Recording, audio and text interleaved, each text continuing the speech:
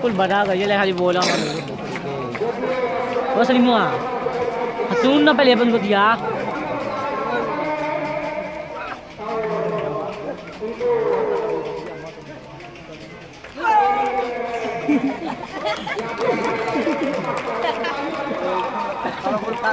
थोड़ा बुक पकड़ लेते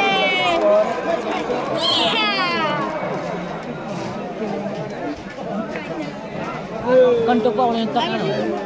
कहीं भी ना घोड़ा फिटिंग ना कराएं बला कार्ड में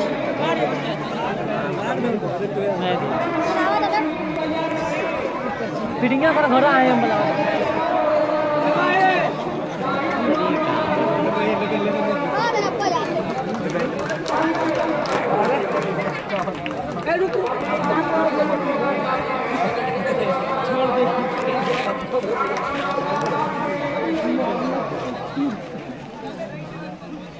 हिला मत कुल